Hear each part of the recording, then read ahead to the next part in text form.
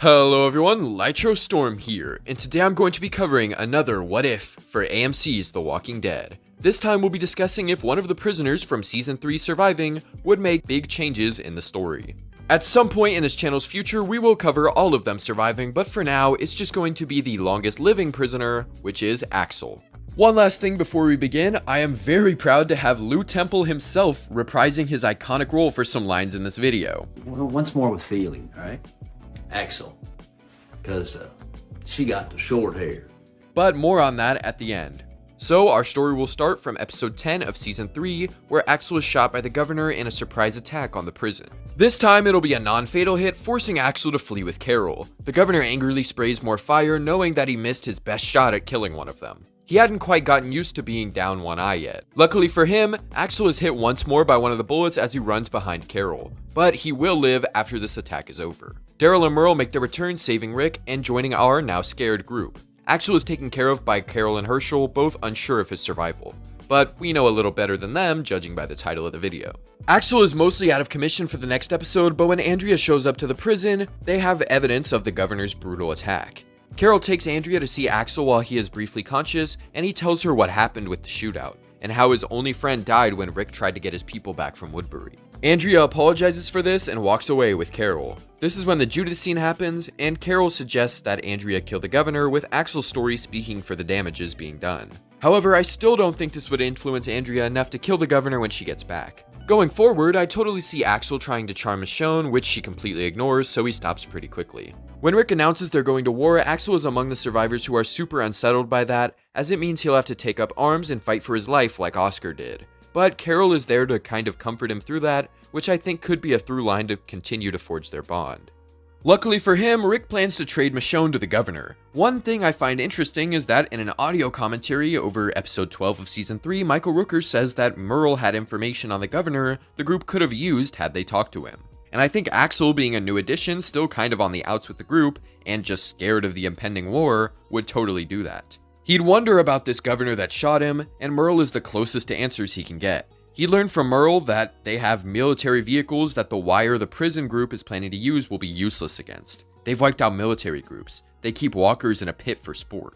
Merle would really scare Axel about this fight they're involved in, and Axel would watch the group practicing combat against the walkers in episode 12. He looks on, horrified at the futility of what they're doing, and he looks at Rick, walking away as the rest of the group shows up. Axel would also likely join the Green family in their Bible reading. Jumping ahead, after hearing what Merle did, how he went against the governor and refused to take the easy way out by trading Michonne, Axel would find hope in his new strength to fight for his new family. At least, if that's what the group ends up voting for though. I don't think he would vote for that, even after that. After the governor's failed assault on the prison, Axel stays behind while Rick, Daryl, and Michonne go back to make sure the army doesn't come back. Sometime during the 6-month time skip before season 4, I think Axel and Carol would begin an official relationship. Nothing super serious, but something for the two of them to enjoy when Carol isn't busy being on the council, or working with the kids. Speaking of which, Axel isn't aware of her training the kids to defend themselves. After Lizzie and Mika's father dies, Carol tells Axel about how he entrusted her with his kids. Axel reminds her that he's also there since he's not really doing much, but Carol gives off a vibe of not wanting help. Axel, of course, politely pushes for her to open up to him more, signaling a bigger problem within their relationship. Carol isn't willing to enjoy a happy life with anyone. She wants to keep herself hardened, and she doesn't want anyone knowing more about her time spent with Lizzie and Mika. Now that she is all they have, she has to commit herself to their survival. And this is where she tells Axel that she can't continue their relationship. Axel tries to protest again, but she apologizes and leaves. Now Axel again is unaware of her training the kids, but Carol leaving is more of a symbol of hardening herself for what's to come. The murder of Karen and David. With this happening and Daryl gearing up to leave for medicine, Axel chooses to join the expedition. This is for a few reasons.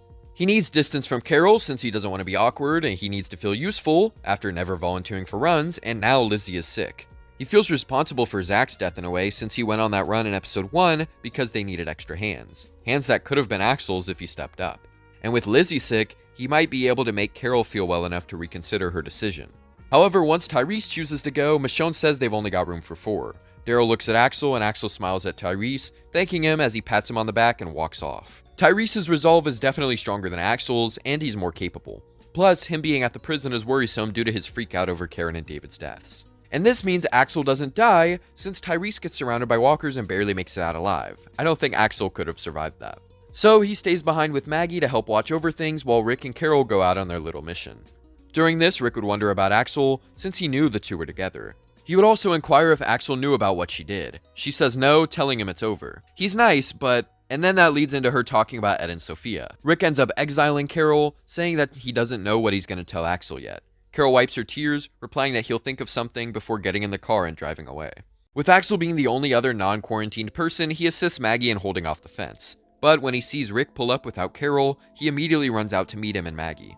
Rick is about to tell Maggie what happened when Axel shows up, forcing Rick to make a decision, and I think he just decides to tell both of them the truth. Maybe a little bit slower so that Axel can have an easier time understanding his decision.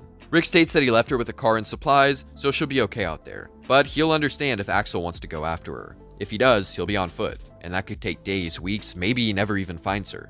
But if he'll stay, there's a place for him here. They need him more than ever. And so Axel takes a second to think before agreeing to stay and going back to clearing the fence. When Rick sends Maggie to help Herschel, he's still got Axel to help him outside. This means he doesn't need Carl, or at least he doesn't think he does. It would be kind of huge for Axel to be wielding a rifle in a serious fashion, and I think him staying with the prison and Rick and being able to have that growth says a lot about his place. Rick and Axel proceed to take on the walkers, with Rick thanking him for staying afterward. If he hadn't, it would have just been him alone out there. He would have died without Axel's help. Axel gives Rick a genuine smile as Daryl and the others return with the medicine they sought for. Axel looks at Tyrese, knowing what Carol did to Karen, and knowing that he made the right choice to stay. This does sadly mean that Carl loses a bit of development, with Rick not seeing him as super capable yet since he wasn't out there with him. But Axel has really found his place in the group, and will hopefully be more of a main character going forward. He's also now the one in charge of Mika and Lizzie, with them questioning where Carol is, but sadly there's no time, as the prison is attacked by the governor. Axel rushes the two to the bus, going to find Judith, Luke, and Molly himself. This would mean that Luke and Molly end up on the bus with Judith, so Beth doesn't have to run off to find Judith. However, now Axel needs to find Lizzie and Mika, as they aren't there.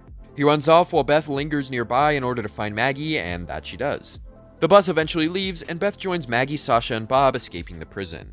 And this means that Axel ends up running into Daryl, and the two are forced to leave together. With this in mind, we can now skip over the Rick, Tyrese, and Glenn groups for now, and focus on the changes Axel and Beth make to their groups. I think Axel would be urging Daryl to help them look for other survivors, as he's drawn to the group now, and he knows Lizzie and Mika weren't on the bus like he told them. He also suggests that maybe now they could find Carol and bring her back. The two were both close to her, so they've kind of got an early version of the Daryl-Ezekiel bond from season 10 onward. It's somewhat notable that they would never find Luke and Molly's corpses, since they were on the bus. It might be a little more awkward when Daryl and Axel have to spend the night in a trunk together, but at least they'll live. With Axel's growing discomfort and wanting to lighten the mood, I could totally see him suggesting they find alcohol like Beth did, but I'm pretty sure he drank before. I don't think Daryl would be as angry with Axel as he was with Beth, and Axel won't be as tough to deal with as Beth was. Maybe Axel is also aware of peach schnapps being bad, or he's a peach schnapps advocate. Either one would make for more lighthearted scenes between the two, easing their tension. I could easily see Axel making Daryl ticked off and lashing out for not doing anything his entire time at the prison. But Axel is able to defend himself by hoping to be more, hoping they find the others, hoping Carol is still out there. And the two come to an understanding and are able to move forward. Daryl could totally still teach Axel how to wield the crossbow since he's afraid of guns, and also how to track. But while rambling, Axel steps in the same trap Beth did canonically. They stop at a funeral home, getting Axel's ankle patched up. I think a similar conversation that Daryl had with Beth about there being good people would still happen here. Daryl's new bond with Axel and the fact that he was a criminal they thought about leaving for dead at first is perfect for this. However, the funeral home still gets attacked by the dead, which is ironic I guess, and a car takes off with Axel in it. After this, Daryl joins the Claimers and things play out normally from there. When Maggie leaves to find Glenn in the bus, Beth obviously goes with, and Sasha and Bob go too. They find the bus and Beth wants to break down as she saw Luke and Molly get into the bus with Judith, but now everyone in it is dead.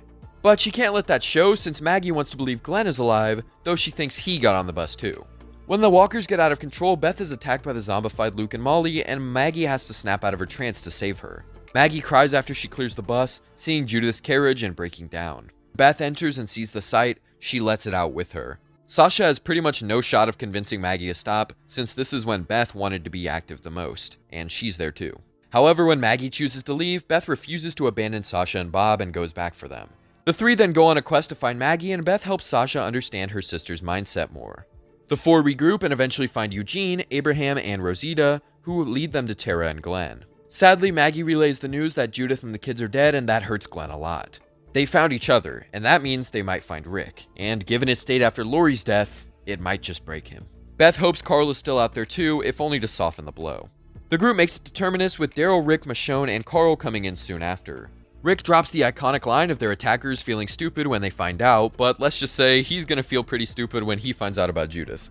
Without Judith, Martin wouldn't be able to press Tyrese as much about who he is and what will happen. And instead of threatening Judith, Martin would attack Tyrese when he's looking out the window. However, Tyrese reacted pretty quickly to the cannon attack, so I don't think Martin would have that big of an advantage. And due to his crazy strength, he'd be able to take down Martin, knocking him out instead of killing him. With unknown help from Carol, our group makes a swift escape from their captors at Terminus, but sadly, they won't all make it out unscathed. Watching closely as they jump the fence, you can tell Abraham was almost grabbed on the leg by 2 walkers. Had any more time passed before he started climbing, he would have been bitten on the leg for sure. And let's just say, adding Beth to the roster here definitely adds a little extra time. So Abraham, ensuring everyone else makes it out first, is bitten on the leg. He kills the walker quickly before shaking off the rest, and Rick helps pull him up. They continue onward with Abraham shaking off his wound, and no one knowing it's a bite yet. Rick starts talking about killing all the termites, but all of the group votes against it. Carol makes her return, hugging Daryl and Rick, but realizing Axel isn't there. Daryl tells her that he got taken by a car, and this is when Rosita notices Abraham is bitten. He glares at her with a look that says don't, but Eugene, being the observer, calls it out. Abraham is upset by this for obvious reasons, but Rick demands they cut it off. Abraham protests, saying he'll slow them down, and he only wants to live long enough to kill the termites. But Glenn, Rosita, Tara, Maggie, and pretty much everyone else are in favor of doing it. They've got no choice if they want him to live. And so they do it right there with Abraham screaming and passing out. After wrapping his leg up, Eugene and Tara would be the 2 carrying him around. They end up stopping earlier than in canon due to Abraham's condition. After stopping, Beth takes the opportunity to tell Rick about the bus, about Judith. She cries as she tells him about how Maggie wanted to tell him, but she can't bear to let him wait for her to be ready. Rick hugs Beth, crying as well, and knowing that Beth also cared for Judith, given how much she took care of her at the prison. Now in canon, Rick assumed something like this is what happened before he saw Judith there with Tyrese, and he even seemed unfazed by it after leaving the prison. So hearing it isn't as bad for him anymore. Though inside, it hurts him to know that his daughter is gone. The next day, they meet Father Gabriel, who takes them to his church. With Abraham being down for a while, Rosita is the one advocating for going to DC in his stead. Bob trying to convince Rick to go features more of a look how dedicated Abraham is, he lost a leg trying to help us type of feel to it now. Abraham would definitely still give his same speech that night, and everyone is even more inclined due to what he lost. I think Beth would be the most hopeful about a possible cure to fix the world, just because she really has that optimism and wants to live in a better world for her father. Sadly, Bob was still bitten in the supply run, and he does still get taken by the termites, and you know what that means. I don't see any difference in how the story goes from here, in that the termites die the same way they did in canon, though Abraham saying they need to leave is a little bit more funny when Rick asks if they're leaving on foot. Rick definitely isn't going to get physical either because of Abraham's injury. He instead makes it clear that Abraham isn't taking the bus, which means he isn't going anywhere. Rosita was kinda doubting Abe here in canon, and Eugene didn't want to go either until he was basically threatened. So I think these factors are enough to force Abe into staying, as he has no real way of leaving without Rosita and Eugene's help. Still, Tara agrees to go with them no matter what since they're forced to stay, and Abe did lose a leg helping them get out. Due to Abraham not having a leg to stand on, he accepts this offer instead of asking for Glenn and Maggie. He gives them 12 hours, and then Rosita and Eugene agree to leave too. Though instead of Abe backing them up in the church, it'd be Rosita. The next day, I think Bob smiling in the face of his own pointless death would spark something in Beth. The two have faced numbness in this new world, and yet Bob is able to find meaning and joy in the life that he had. Beth would be truly inspired by that, and would decide to join Abraham, Eugene, Rosita, and Tara. I also think she believes she can ease Abraham's tough exterior. I think it reminds her of her father in some ways. Maggie doesn't like the thought of Beth going, but Beth refuses to change her mind. However, Maggie can't let her go after their father's death, and Rick realizes that means Glenn and Maggie are both going too. Luckily for Rick and his little group, Daryl returns that night. In the bus, Rosita would be the one driving, with Abraham super ticked off about being down her leg, and he feels completely useless now. After the bus crashes, the group has to fight walkers to escape, and they have to keep Abraham safe and moving. Eugene would be the one assigned to that task, since he's not much of a fighter anyway. Glenn would be the one to kick in the door, with Maggie backing him up against a large number of walkers Abraham had to fight alone. After the bus lights on fire, Abe demands they roll on, though it means he'll have to be helped moving every step. Again, he is furious about his current situation, but cannot show it in order to show everyone they can move forward no matter what. Our crew finds the massive herd ahead, and Abe refuses to leave, but everyone says they are not going through it, especially since they have to carry him through it. Abraham can't physically grab Eugene to try and force him to come with him, but he can try to pressure him to carry him. Obviously, that is not really going to happen though, and Eugene reveals that he's not a scientist. After he tells Abraham that he's smarter than him, Abe leaps out of Beth's grasp to punch Eugene before falling over. Tara would call their group something like Bregmat since Beth is in their crew now, and that adds to the acronym. Speaking of, Beth would be defending Eugene to Maggie like how Tara did to Glenn. Maggie caves, asking Beth how she isn't torn from the world he promised, the one their father wanted for them being a lie. That they came out all this way for nothing. They have no idea if Rick and the others are still at the church, if they found Carol and Daryl, but Beth says that she felt more alive than she ever did before. She found purpose, hope, even if it was from a lie. Eugene wanted to live, and he did what he could to make that happen, to feel like he had meaning, just like they want to feel. Axel awakens in Grady Memorial Hospital, helping Dr. Edwards and Dawn during his time there. He probably wouldn't be advanced upon by Gorman like Beth was, so I guess that's a plus. I think Dawn would still slap Axel out of frustration, and he would meet Noah being a little endeared to him. I totally see Axel telling Noah about Carol, and how he hopes to get out of here and one day find her. I don't think Axel would enjoy being ordered around by a cop like Dawn, and he would tell her about his time in prison. That this place doesn't feel too much different. Dr. Edwards tells Axel about the corrupt system here, and Axel asks why he doesn't leave, to which he shows Axel the ground floor with walkers. He also lies to him about what drug to give to the sick doctor so that he doesn't wake up. Now, I don't think Noah would take the fall for a dude twice his age, so I'm gonna say Axel gets beat by Dawn instead. Now, it really feels like prison for him.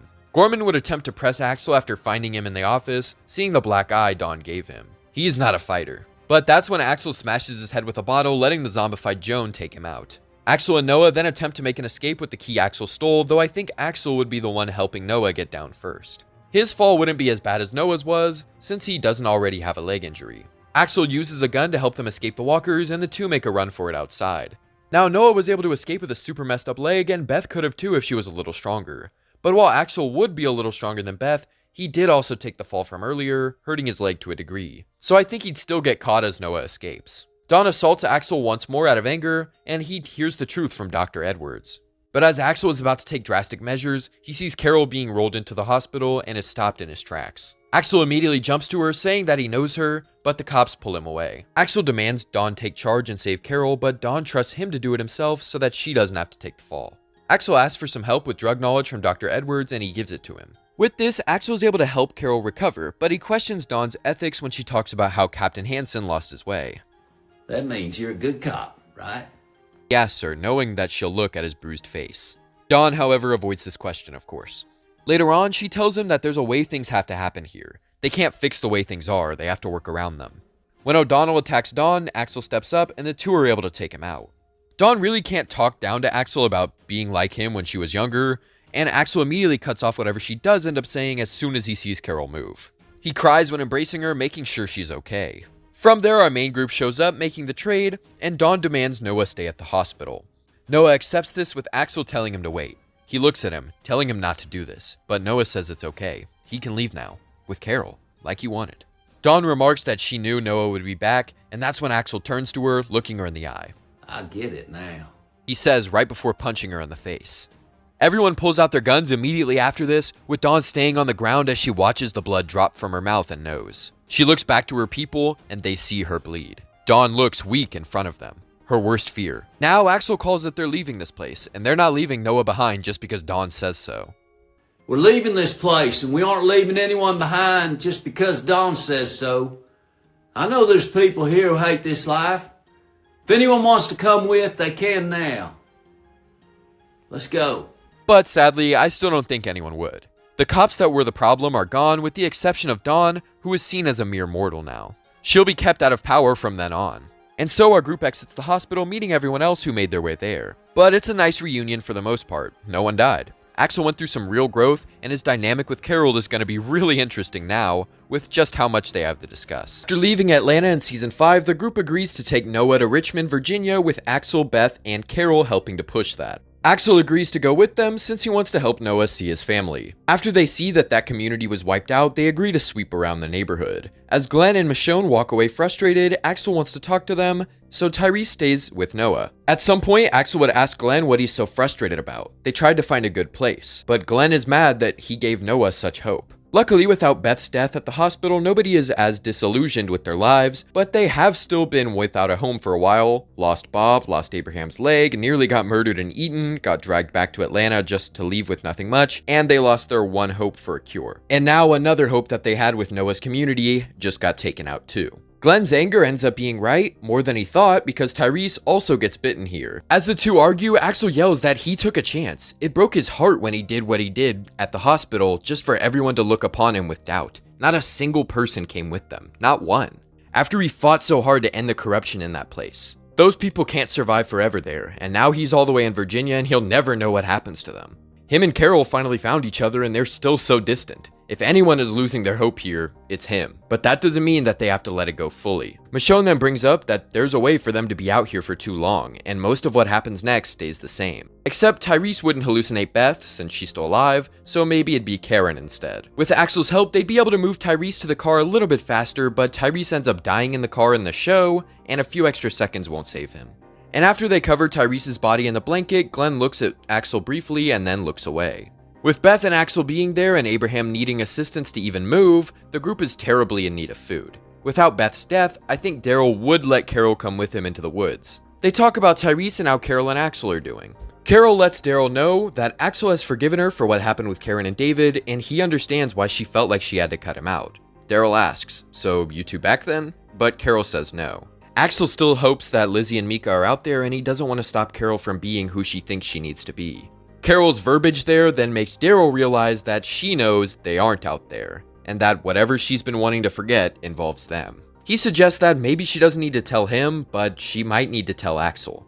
And I love the idea that over the course of the last 3 episodes, since Axel and Carol have reunited, we never see them talk. We see Axel take care of her while she's in the hospital, we see him hug her when she wakes up, and we hear things about the relationship from both of them, but we never see them talk. It's something that I think would have really captivated my attention if it was a real thing on the show. I would have been dying to see the two interact, and just not seeing that kind of is insane.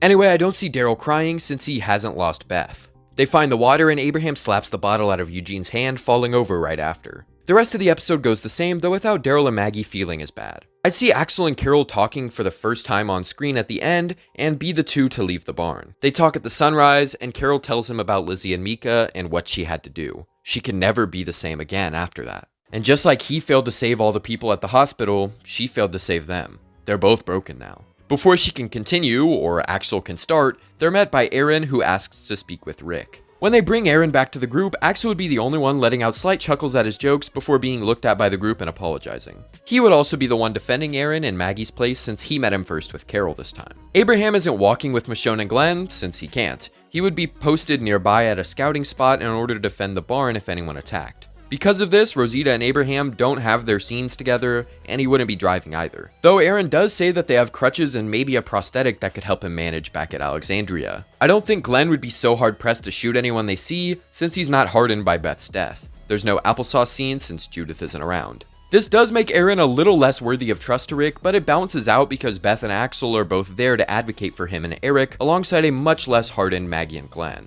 When they arrive at Alexandria, Axel is shocked at Rick losing his beard, since he's never seen him without it. And the beard and mustache are Axel's defining features, so he's just like, I could never. Speaking of something he could never see himself doing, Axel would be given a construction job along with Abraham. And I feel like this makes sense after Deanna hears about his time at Grady Memorial Hospital and how he took charge at the end. He's been worked through and thriving in groups he doesn't belong in since before the apocalypse. Abraham clearly fits the role well, though he might need some help with some things, and I think Deanna would see the potential for Axel to help pick up any slack Abe might leave from having only one leg. For Beth, I could easily see her being paired with Carol to help cook, clean, and help people who aren't super physically capable. This makes it so the two cross paths a lot, and Beth can kind of understand Carol's little facade that she's putting on. And I don't think she'd like it.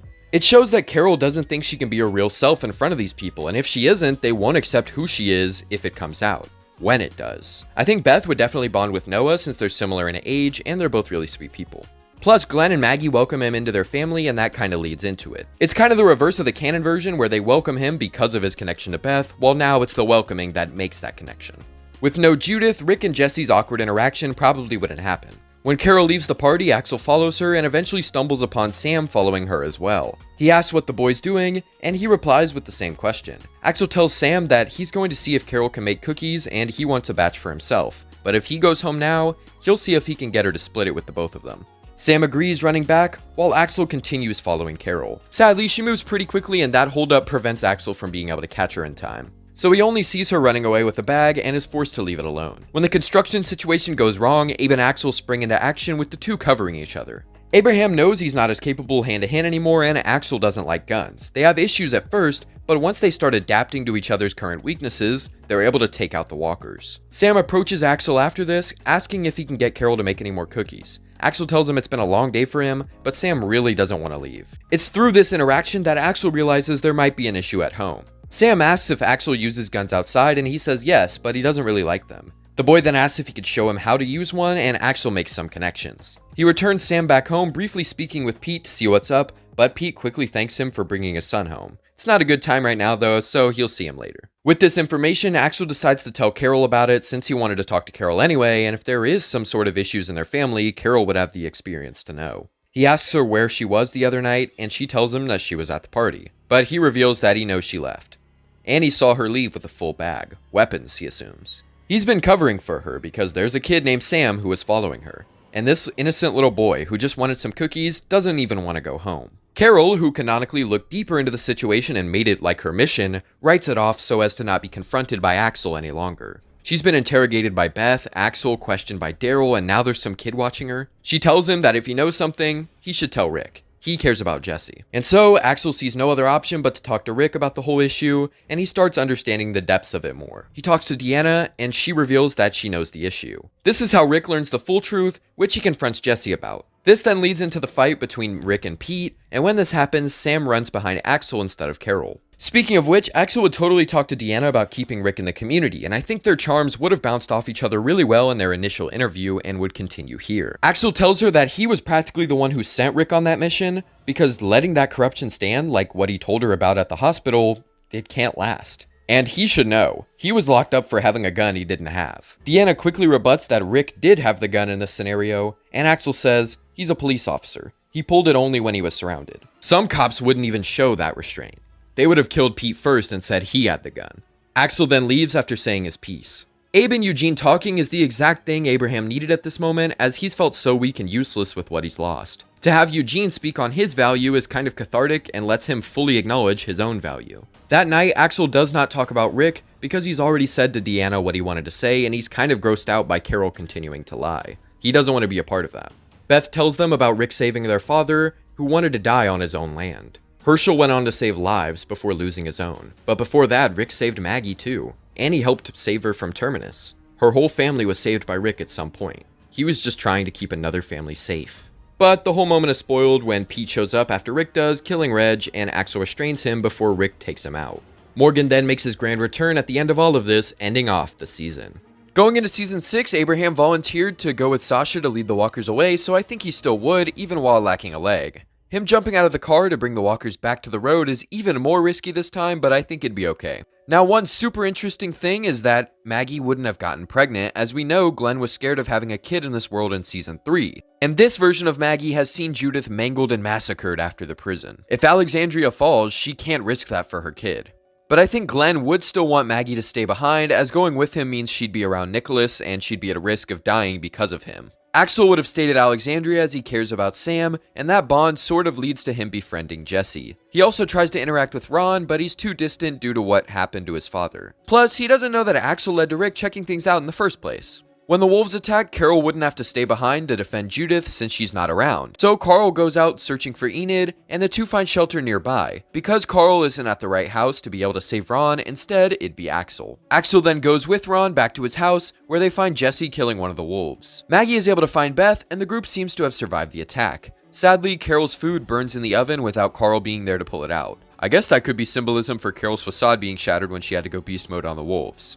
There are really just minor changes inside the walls of Alexandria, like Axel standing watch instead of Ron, and Beth boosting morale. But back on the road, when Sasha and Abraham get attacked, Sasha wants to stay put, which is more understandable since Abe isn't as fast as he used to be. Without Judith around, Carol doesn't have to talk to Jesse or Sam. When the walkers burst into Alexandria, Axel would be at the house with Rick and the others. Beth, on the other hand, would be with Tara and the rest. When Deanna is dying, Axel talks to her and she tells him that he was right about Rick, and that he changed her for the better. Axel also would have been able to help get Sam through the difficult task of traveling through the walkers. There's no issue with Judith, so Gabriel sticks around, and there's no question on Sam leaving. Without Carol to traumatize him, and with Axel and Gabriel both being there to make sure Sam feels safer, I think he would be okay. Without this scenario, Rick would be able to make it to the cars, with Axel, Jesse, and Gabriel all needing to drive separate cars to have the best chance of leading the herd out. Rick and Michonne will clear any walkers and open up the gate for them before hopping in. Sam, Ron, Gabriel, and Carl have to ride as well, with Rick wanting them to stay split so everyone has the best chance of survival. Should one of the cars go down, it's best they're not all in it. Ron wants to go with Rick, with Carl and Jesse not wanting that, but Rick makes the decision to let it happen after Ron refuses to budge, as they can't waste any more time. And so Rick, Michonne, and Ron ride in the back of Jesse's car, but they see gunfire. Sasha and Daryl are firing from atop the gate to save Glenn from walkers. Rick yells for them to go now, trying to open the gate. Also, it's Daryl up there instead of Abraham, since Abe isn't much in climbing condition right now. Rick yells to Daryl and Sasha to turn around and draw them out, but Daryl says he's got a better idea. Rick just needs to get the cars out. As Rick sees Daryl climb down, Maggie yells Rick's name, causing him to turn around. Ron is holding a gun, but Michonne stabs him as he fires. Sadly, this sends the bullet into the eye of Glenn instead, since Carl isn't there, and he is. Seeing her son be stabbed, Jesse screams and runs out of the car, telling Sam to stay inside. Sam, now alone, begins to see walkers covering the windows trying to get in. He starts freaking out and crying for his mom while in the car. Jesse yells Ron's name, attracting walkers to her, and Rick tries to cover her. Once there, she cries over Ron's body, and this situation forces Michonne and Enid to open the gate, as Maggie is also crying over Glenn's body. The group is forced to go back and try and save Glenn, but Jesse tells them she still has Sam in the car. This means they also have to rescue him too. Rick tells Michonne to help Maggie and Enid keep moving with Glenn, while he and Jesse save Sam. They kill all the walkers on one side, with Jesse pulling Sam out of the car. She holds him in her arms, but Sam is now crying loudly, attracting even more walkers than before. Luckily, Maggie, Enid, and Michonne get Glenn inside the house for Denise to save him, but Rick is kind of on his own in defending Jesse and Sam since she's carrying him. This leads to Jesse being grabbed and bitten and dropping Sam to his death as well. Rick is shattered as Michonne rushes out and drags him inside. With plenty of walkers still being outside, Rick rushes to wipe them out, causing everyone in Alexandria to join him in fighting them. Luckily, it's not as many this time, since the rest of the group is leading them away. They do this successfully, with Daryl dropping an oil trail for the walkers to walk in, only to hit them with a rocket launcher and eradicate them. And thus, No Way Out is done. We lost Glenn's eye, but Carl's remains intact. This situation does hurt Axel, since he was bonding with Sam and Jesse. Abraham wouldn't be on a patrol shift, since he's... Yeah, this is getting kind of tiresome, so if I say Abraham doesn't do this, you can just assume it's his leg. Once Glenn is recovered, I think Maggie and Glenn would take it as a sign that they've only got so much time, and they should do something with it.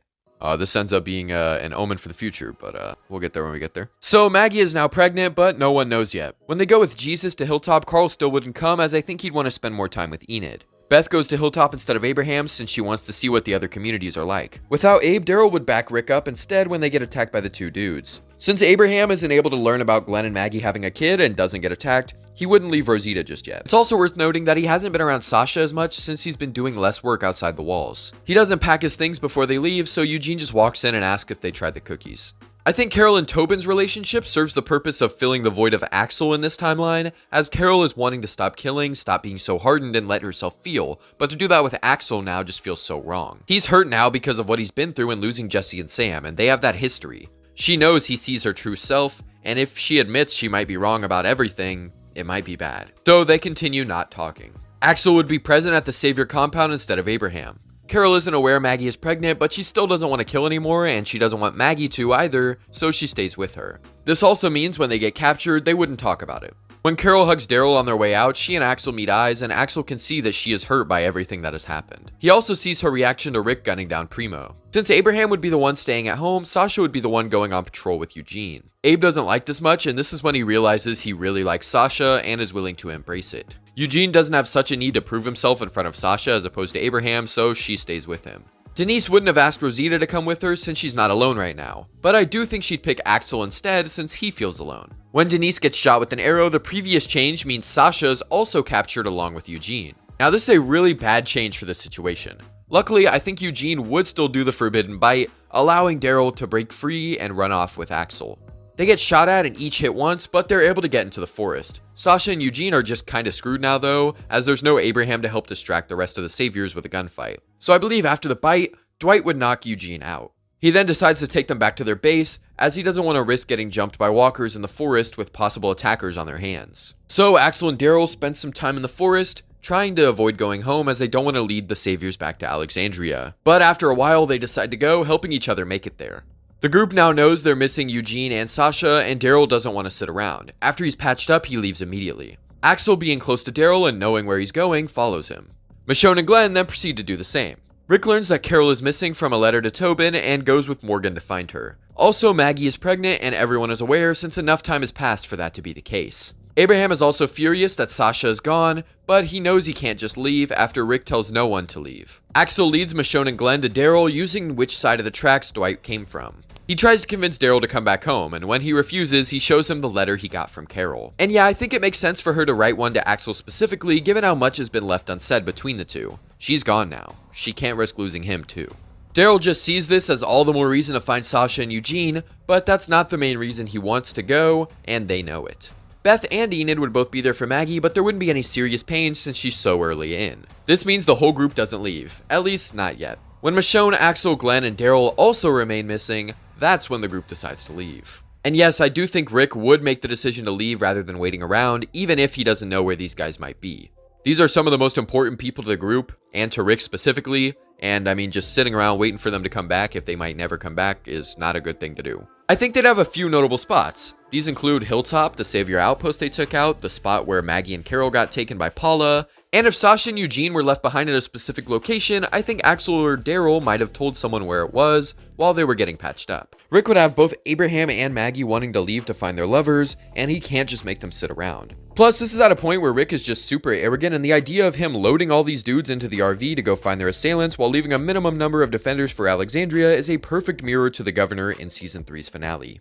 By the way, the group going in the RV would remain the same with the exception of Rosita and Beth also being there, while Eugene and Sasha are not. Abraham packs his stuff before they go, leaving Rosita officially, and he knows he wants to bring Sasha home and start a life with her. This does make it a little bit awkward for the ride together though. Sadly, Rick and the group are cut off by Simon and the Saviors in the road, but since their goal isn't to make it to the Hilltop for Maggie, Rick would be much more confrontational as Simon may very well have his people. He asks if they do, and Simon is honest. Yeah, they do. But if they hand over all their stuff, they'll reunite them. And they'll only have to kill one person. Rick offers a counteroffer to the Saviors that if they give up their stuff, they won't have to kill any more of them. Simon refuses to negotiate, causing Rick to enter the RV again. He then tells the driver, Rosita in this case, to start backing up before telling her to rush forward. She's a little shocked by this, but he says to do it in a few seconds and he tells everyone to prepare. Rosita then punches it ahead, hitting half of the Saviors while the other 4 dodge away. They also crash through the vehicles blocking the road, allowing for Rick and the gang to use the remains as cover. Simon commands the remaining Saviors to retreat before Rick's group starts stepping out, scanning the area.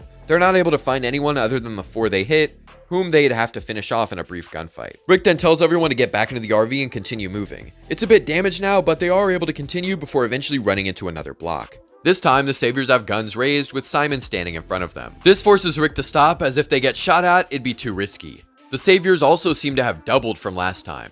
As the group gets more worried, Rick is now torn between barreling through once again, sacrificing the RV and risking their lives, or driving back home. These people undoubtedly have their guys, so they probably have to fight them at some point. Driving a different path won't help them since their goal is to get their people back, not to get Maggie to Hilltop. Driving back home does give them a bit more defense, but it also ensures that the Saviors know where Alexandria is and certainly hurts their security. We can kind of gauge what Rick would decide here, since he now views Alexandrians as his people. Because of that, he wouldn't want to put them at risk by going back. The RV, on the other hand, can be sacrificed if it means they take these dudes out and get their people back. There are about 16 Saviors, 7 of them. If they manage to barrel through again, they can take out a couple and then start picking them off. All they need is one guy at the end of this fight to cough up where their people are. Maggie is worried about Beth and all this, while Rosita and Abraham are ready to fight. And so Rick has Rosita charge ahead again before ducking down to avoid the gunfire coming. The RV is absolutely blasted up, but not just from the front, as the group notices bullets coming in from the side too. Because of this, a few of the group would be grazed through the windows, and that's before the RV slams into the blockade ahead. A few of the Saviors are taken out, but before Rick and the group, now disoriented, start to leave, they hear more whistling. They keep their heads down low as Rick and Abraham look out the windows to see many Saviors hiding in the bushes and trees along the road. They are surrounded and now entirely outnumbered. Rick looks at his group, shot up and mostly scared, and he decides to surrender. Rick yells that they're coming out as he steps outside and drops his gun. Simon walks up to the entrance, smiling at Rick as he pats him down. He then directs him to the other Saviors who make him kneel, and this process goes the same for everyone. It's still afternoon to early evening at this point, and we get Negan's grand entrance, as well as the reveal that the Cjbeards did indeed have Axel, Daryl, Michonne, Eugene, Glenn, and Sasha. Negan then gives his little speech before gearing up to execute someone. After revealing himself to Rick's group, Negan makes the decision to take out one of them with Lucille. It's important to note that Axel and Beth are both here, Abraham is missing a leg and has a prosthetic, and Glenn is missing one eye, not Carl. These changes don't really seem like they would influence Negan's choice though, as I do believe he chose Abraham due to his stature, him being the only one to stand straight without any sign of weakness, and Negan's exceptional ability to read body language. Keep in mind, he deduced Carl was Rick's son, that Glenn and Maggie were together, and that Rosita had a past thing with Abraham within a few minutes of seeing the group, and they virtually didn't talk at all. Negan's whole goal here was to eliminate any thought of rebellion, as he spent hours getting Rick to change the look in his eyes, and Abraham was the embodiment of a potential rebellion. So now Negan is seeing that he can survive being bitten and losing a leg, and still have that same stature about him, so he's definitely killing Abraham. Or if you don't believe that Negan chose strategically and just played the eeny meeny miny mo game as an actual randomizer, well then I guess it would just also land on Abraham here still the same way. So I feel like no matter what, Abraham is the first target. Before being killed, he still gives the peace sign to Sasha, confirming his love for her that he never got to confess in this timeline. It also makes it clear to Rosita why he left her. After Abraham dies, Daryl jumps out, leading to Negan popping the other eye out of Glenn, which would definitely be something he'd joke about. Since the RV is cooked, Negan would just take Rick for a ride in the truck. The well and the cell don't change too much as episodes, since they're focused on Carol and Morgan and Daryl and Dwight in the Kingdom and Sanctuary respectively. As for episode 3, Maggie doesn't go to Hilltop since she's not sick, so that means Sasha doesn't go either. Now this means Negan would ask her to come back with him like he said he would have in canon, and by ask, I think we know what he means. So with protest from both Maggie and Beth, Negan comes up with a better plan. He learns that they're sisters, and so he decides to take Beth instead as leverage in case Maggie decides to do something about her loss. Rick probably wouldn't mention Shane to Michonne since Judith has been dead a while, and it really just doesn't make much sense. With Carol being missing and the Saviors looking all-powerful, Axel asks Negan if they have her, and he says he has no clue who that is. But if they find her, he'll be sure to let him know. This is sarcastic, hinting toward a little something more sinister just by telling them, of course. Because Maggie and Sasha aren't at Hilltop, Enid wouldn't leave either. Carl was able to get out though, as he was planning on going after Negan himself. Since Sasha doesn't ask Jesus to find the sanctuary, it'd be Carl by himself on the truck. He wouldn't make a trail back home since Jesus doing that surprised him. Carl would briefly see Beth at the sanctuary, but Negan lets him know that she's making her life super hard on herself. He's offered her the chance to marry him and get a better life here, but she's choosing to work a normal job. Still though, she's a hell of a good singer. In terms of Beth's experience at the sanctuary, I really do see it being similar to her canon troubles at Grady Memorial. She didn't go through those things here, so I guess it's a new experience for her. He can't torment Carl about his eye, since he's got both in this timeline, but I think he'd easily find ways to hurt him mentally. Like describing Beth and Daryl's current lives at the sanctuary, talking about Glenn and Abraham, etc. After going back to Alexandria, there's no Judith for Negan to meet, or for Olivia to watch, but I think Olivia would still want to stay to prove her own strength to herself. I really don't see anything changing this episode, as Axel, Sasha, and Maggie just wouldn't do much. But since Jesus didn't follow the truck, Daryl would have to go to Hilltop on his own. Or at least he would if he chose to abandon Beth, which I do not believe he would do. And I highly doubt he'd be able to find Beth while avoiding detection from any Saviors. But like I said, I don't see him leaving her behind, meaning he'd be caught by one of them. We'll say it's DJ, just to give him some scenes before season 9. This does mean Fat Joey survives, so that's something too. Rick decides to fight, talking it through with Maggie and the others, before going to Hilltop and asking for their help. Oh yeah, and I guess I should mention Jesus would have saved Hilltop on his own without Sasha and Maggie.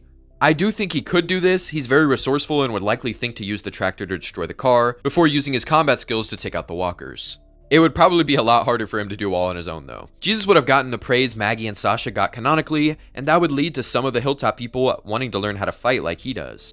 Sadly, Gregory would decline Rick and the group's offer, but Jesus suggests they meet King Ezekiel. Even though he doesn't have the walkie-talkie since he didn't go to the sanctuary, he'd still want this to occur, and I think it's a good risk. Simon would never go to Alexandria since there's no missing Daryl. Axel would probably have some funny moments when told there's a king and seeing the tiger. When Morgan tells them Carol was here, Axel decides he wants to stay. Something about her being here before him gives him a good feeling, not to mention he already likes the place and its weird characters. Plus, Rick needs someone here who will help convince the king to do something. Axel asks Ezekiel if he can stay, to which Ezekiel wants to know why. Axel decides to build off of what Rick said earlier about Morgan, that they went back to the start. Why Morgan was the first person he saw since being locked up in the prison cafeteria. If he says this place is alright, it's alright for him too, and he'd be willing to earn his keep here. Ezekiel squints a little and nods, permitting Axel to stay, with Axel smiling at Rick after the lie worked out. The deal with the scavengers goes the same, but what does change is Richard. He would want Axel's help to fight the Saviors, and I think that would be more natural since I could see the two being friends. When Richard tells Axel the plan, Axel demands to know who he's setting up to get attacked, and he reveals her name is Carol. This leads to Axel saying no, but Richard tries to do it himself. Axel would have to fight him off, which is not so easy for him. They both get bloodied up and the Saviors pass. Axel then demands Richard show him the trail he sent to Carol's cabin, and follows it on his own, using skills he picked up from Daryl. He also would be using the crossbow Richard offered Daryl canonically. Axel eventually finds Carol reuniting with her and telling her she forgot something, before giving her the letter. Carol smiles through tears, asking if the Saviors attacked them. Axel doesn't have the heart to tell her what happened, and he barely has the stomach to speak it out loud. So he lies to her and says everyone is okay, and that they just made a deal with the Saviors. So yeah, Axel kinda is just Daryl for this, except he wouldn't leave the kingdom by the end. Speaking of, Dwight is pissed that Daryl raided his room, and is glad DJ was able to catch him. But sadly, he'd still be persecuted for Sherry's disappearance when Daryl made an escape attempt. Axel would be there during the meetup with the Saviors where Benjamin is killed. He's also there when Morgan kills Richard, which kind of horrifies him. The idea that Morgan, the man who refused to kill, executed Richard like that is just not good for him. I think Morgan would go to tell Carol what had really happened with the Saviors, but Axel was already there, having divulged all the truth. After some time, Jesus decides to actually train the people at Hilltop who want to fight the Saviors. This would take a big level of commitment and growth for him, since he really wanted to stay out of a leadership role. Rosita and Sasha are able to leave for their mission without informing anyone, since they're still in Alexandria. Though I think Enid would catch them gearing up, since she's more actively looking now that she knows Carl snuck out before. Sasha tells her the mission they're going on and that she can't stop them, or tell anyone. Enid isn't really too keen on listening, since she knows Carl's attempt didn't work. But luckily for her, Rick and the group have plans to go to Oceanside, so they can't do anything about it.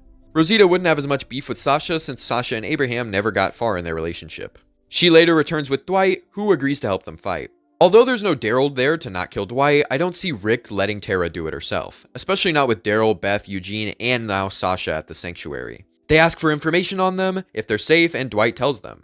I do believe Negan would bring Daryl and Beth to Alexandria along with Sasha, who would still choose to ride in the coffin. So Sasha makes her sacrifice, starting the actual battle.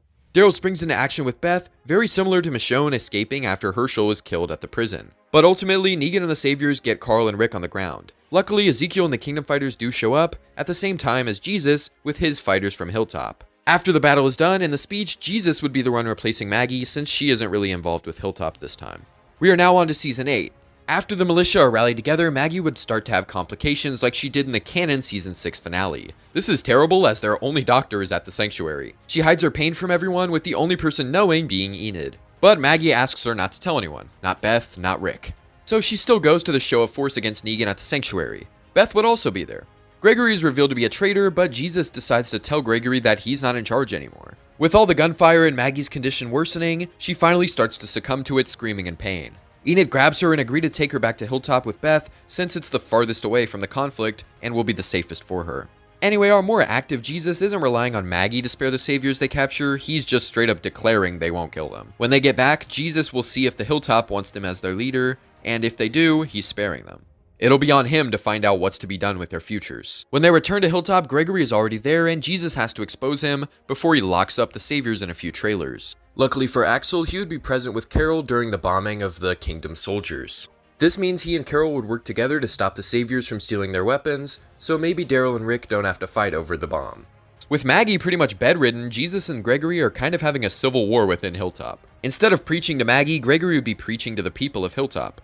He gets them to build a gallows for the captured Saviors, while Jesus is mostly standing around talking to them. Enid and Beth are forced to encourage Jesus to stand up and get the people of Hilltop to decide who they want to lead them. And that means he needs to fully step up to the role. Beth agrees to stay by his side and help him lead, and that is ultimately what convinces Jesus. When the gallows are done being built, Jesus decides it's time to have a re-election. The circumstances of their community has changed, and they're about to make a big decision that decides the morality and rules of their home. And so Gregory and Jesus have a pretty rushed campaign run, as they still have to meet with Rick in less than 2 days.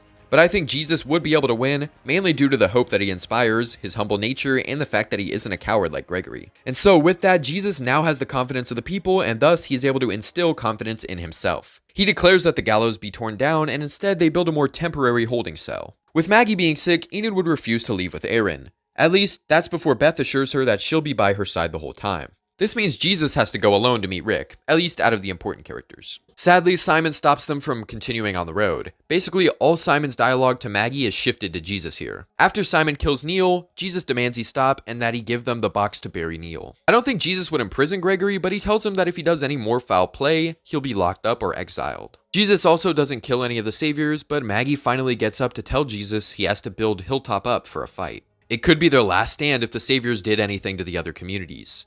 Jesus ends up agreeing only on the condition that Maggie get back in bed and not risk her own safety, the baby's safety. Back at the sanctuary, Gabriel wouldn't know Dr. Carson was Maggie's doctor, since he wasn't. But after hearing Eugene mention the doctor, he'd ask if he knows about birth procedure, and that happens to be his specialty. So Eugene still eventually lets the two leave for Hilltop to save Maggie. Rick losing Carl in episodes 8 and 9 is truly a huge defeat in this timeline, since there's no Judith around anymore. Rick has lost his entire family from before the outbreak.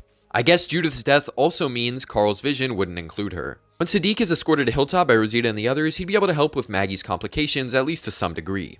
Jesus would still be out scavenging, leaving Beth to hold down the fort while he's gone. Maggie would be up and moving for real, as her frequent time with Dr. Dana has moved her condition slowly. As for Beth, I don't think she wanted to steal Georgie's stuff like Maggie did, but Enid and Maggie would still be advocating for that. Beth chooses to embody hope and honor the belief Carl had for the future, and is able to convince Maggie with Michonne's help. When Simon attacks Hilltop, they have Beth and Axel to help fight. Nothing changes in the battle though. Jesus finally returns to see Maggie up and moving, and he's proud to hear that Beth led the defense of their community. This also does hurt his credibility as leader, as he wasn't there for the fight. Henry would ask a random savior prisoner who killed his brother, since Gregory isn't in prison this time. During the Walker attack inside Hilltop, Gregory would end up in peril. This leads to Beth attempting to help him since he can't help himself, but sadly she is bitten on the arm because of this, and Rick is forced to chop it off. With the prisoners having escaped, this makes Gregory the first new one, alone in the holding pen. Maggie pushes to have Gregory exiled or killed, but Jesus refuses to kill him. As for the former, they can't send him out to the saviors. He could be used or killed by them. When Axel learns Rick is leaving to find the saviors, he joins him, since Carol and Morgan also left. They eventually meet up with Morgan, and Axel asks where Carol is. When Rick and Morgan both make it clear their intentions are to kill all the saviors, Axel chooses to leave. He can't be a part of that.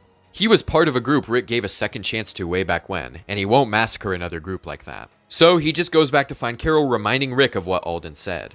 But I think Rick still would decide to wipe out the saviors, but he regrets it even more afterward. Axel eventually meets up with Carol, and the two find Henry. Ezekiel is eternally grateful to the two of them, and Axel is disgusted with Rick when he and Morgan return alone, stained with blood. With Gregory still at the Hilltop, Dwight has no way to give Rick the information he needs to end the saviors. Or at least that would be the case if Negan wasn't already aware of Dwight being a traitor. He was expecting Dwight to leave and deliver the info himself, so if he asked or just left, Negan would allow it and confront him with Laura afterward. So Dwight makes a quick trip, likely meeting Rosita and Daryl while they're out and giving them the info before rushing back home.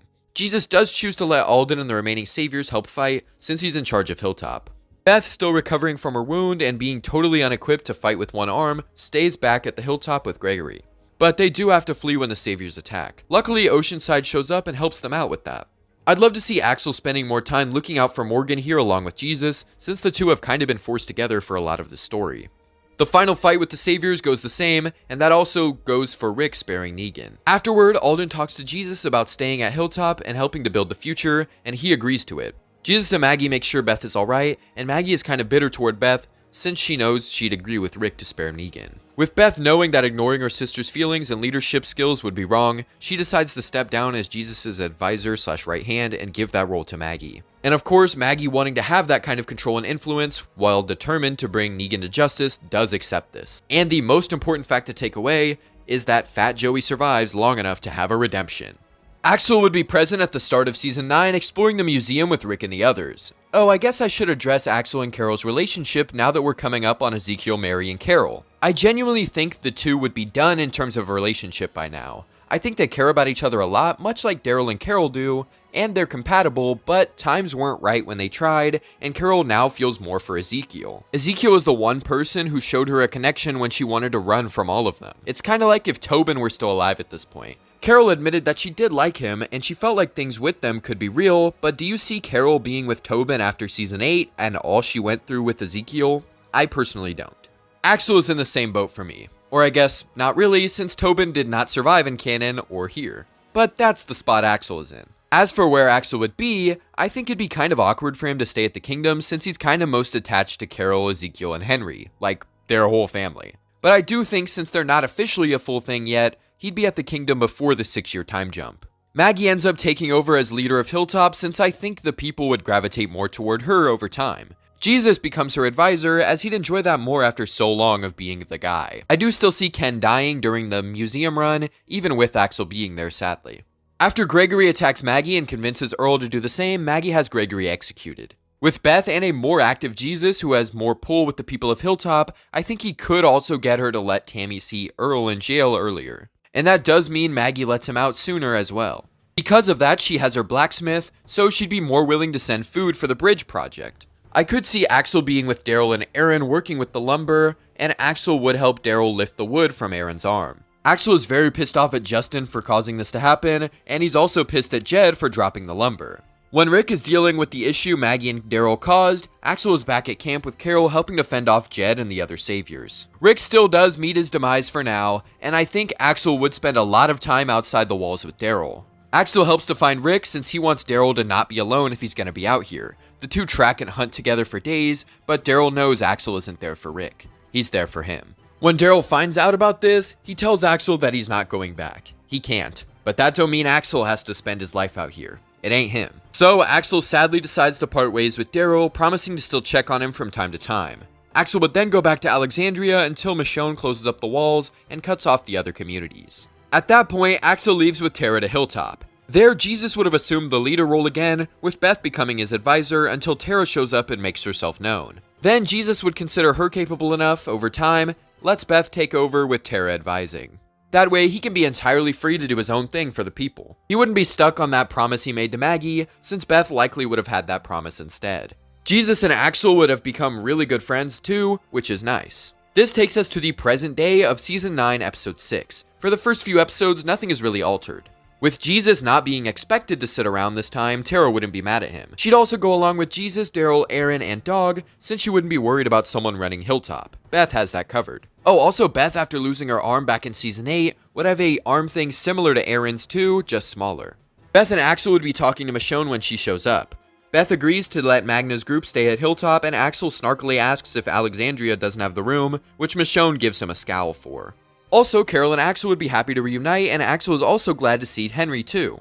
Axel tells Carol that once Daryl handles this whole situation, he'll probably pawn off the responsibility of Henry to him and just go back into the woods. Carol just tells Axel not to let him if he does. She then goes back to Kingdom with Diane. Tara would be losing her mind when Eugene starts to speak about the walkers evolving. She'd also protest Daryl going to distract the herd alone, but he's got dogs, so he's not alone. At Hilltop, Axel ends up being the one to find Henry outside, and he doesn't report him since he knows exactly what he's been up to. Axel treats it like a kid wanting to have fun, and he's been there before. He won't tell anyone, but Henry's gonna have to put that stuff aside for now if he wants to keep his apprenticeship. With Jesus, Aaron, and Tara pushing, they'd be able to get Eugene over the wall. Then they'd have to fight the walkers before they could join him. Luckily, Michonne, Yumiko, and Magna show up on that side, helping to pull the gate open. Jesus tells Tara and Aaron to help them push from the other side, but Aaron doesn't want to leave Jesus to fight alone. Tara agrees to help Jesus, since Aaron is obviously stronger and would be able to push the gate better than she could.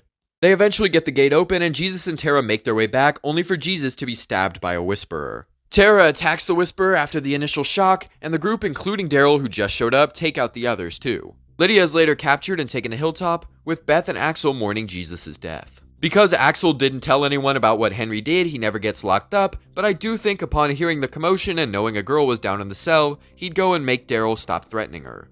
Daryl then realizes he can use Henry, so he tells him that if he doesn't want Daryl to bring her up and have her face the people, he'd better try and talk to her himself. Henry reluctantly agrees, and Daryl throws him down in the cell, yelling that this is what happens when you talk back, before slamming the doors and leaving.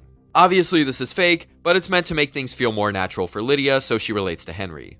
But eventually, Henry starts talking about the kingdom, and Daryl comes down and kicks him out. He goes to talk to her himself, with things continuing normally after that. Yumiko leads her group outside the walls to find Luke and Alden, and Axel sees them do it, rolling his eyes as he walks off. Axel and Beth are both present when Alpha shows up at the gate with the Whisperers, and Beth is willing to trust Daryl's judgment. Axel is a little torn between pragmatism and principles, so he's just standing back for now. After Alpha reveals she has Alden and Luke, it becomes a scramble to find Henry and Lydia. They eventually do, and Daryl trades her to Alpha. Axel would have been the one to find Henry's note when he goes after Lydia, so he goes with Daryl. Connie also joins them, and Dog is a must too. They extract Henry and Lydia, with Daryl not wanting Lydia to come back with them, but Henry refuses to leave her behind. The more time Axel spends with Henry, Connie, and Lydia, the more he humanizes Lydia and reminds himself about how Michonne treats outsiders, how he was once an outsider. Axel talks to Daryl about it, and Daryl continually says no, but Axel facetiously reminds Daryl that he doesn't live at Hilltop, or Kingdom, Oceanside, or even Alexandria for that matter. Axel's got more say in this than he does. With him being there during the Whisperer battle, Henry would never get injured since he'd be there protecting him. Lydia later breaks out and joins the fight, not wanting any of them to be hurt. Since Henry isn't injured, Daryl decides they can go directly to the Kingdom instead of stopping at Alexandria. Henry will have to talk to Ezekiel and Carol about everything, and they probably won't like him trying to leave. Maybe they'll take the burden? It's the only thing they can hope for, because if not, Henry will try to leave again with Lydia. Beth would be going to the fair along with Tara since she plans to sign the treaty and get the communities united. Because Judith isn't around, she'd never go out, which means Michonne would never feel more inclined to allow Alexandria into the fair, so that's kinda cooked. Tara is upset that Lydia is there, but Beth is willing to let Lydia stay at Hilltop no matter the risk. Only if the communities accept her proposal, a mutual protection pact. If the Whisperers intend to fight them, they need a united front. It's what Rick wanted. Ezekiel and Rachel agree to this, and they have the treaty signed, though sadly Alexandria won't be a part of this. Tara and Axel go with the first group that leaves to Hilltop, and Tara would split off from Daryl, Carol, and Yumiko in order to make sure Hilltop is safe, while Axel joins the other group.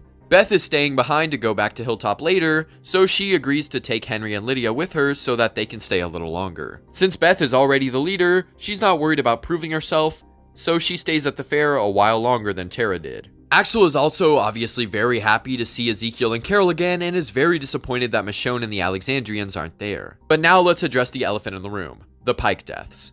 Sadly, we'd still lose everyone from the original except for Tara and DJ, since Tara was at the big group going to Hilltop and DJ stayed at Alexandria. This leaves 2 extra slots, and I think the best person for one spot is Beth. She's at the fair for a little too long, so she'd get nabbed as well. Very unfortunate, but it would be a powerful death nonetheless. As for DJ's replacement, it could easily be Margot, since she's one of the highwaymen and would probably go with Ozzy and Alec to patrol in place of DJ. After this, word gets to Alexandria about what happened, and Michonne feels terrible for letting it happen, imagining how things could have gone if Alexandria had helped. And so she has a vote with the council on if they should help the other communities and agree to the pact, and they choose to do so. This puts us in a perfect spot for the finale of Season 9 to go exactly the same. Oh, except for the whole Negan and Judith subplot because Judith isn't there. Going into Season 10, Hilltop is lucky to have Tara still as a leader despite the Whisperer massacre. And with Yumiko having proven herself by this point and the fact she's on the canon Hilltop Council, I think Tara would take her on as her advisor. Before we continue though, I do want to add some minor things I didn't cover in the last part due to how long everything was. I realized we had Beth and Fat Joey alive, but didn't do too much with them. I do think after the 6-year time jump, you could easily have Beth in a relationship with Cal, who ends up disappearing after Season 9. And with Beth's death, it makes sense in-universe why he would leave the communities instead of him just mysteriously vanishing. Also, Fat Joey's actor, Joshua Hoover, lost a lot of weight since his role in Season 7, and it'd be neat seeing him shed the Savior pet name in a physical way too. He totally could have hooked up with Laura at some point, since she did have some interest in Eugene, and Joseph has a somewhat similar candor and build. There wouldn't be a radio system to contact each other across communities since Eugene never went to the fair. This means they can't communicate that they found a Whisperer skin to each other. It also means Eugene can't warn Oceanside about the satellite crash, but I don't really think it made much difference since they only started acting once there was already a huge fire spreading. All the communities practice combat while at Oceanside, leading to everyone becoming better fighters. Of course, the Whisperer information would still have spread to all the communities after this initial fire event.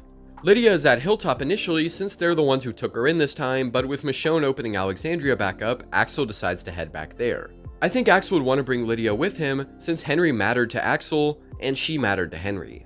Plus, Alden is now one of the big dogs at Hilltop and he totally hates Lydia right now. A sizable portion of the people who died were at Hilltop, so maybe it's best to get her out. Lydia agrees and the two go to Alexandria after saying goodbye to Tara and the others.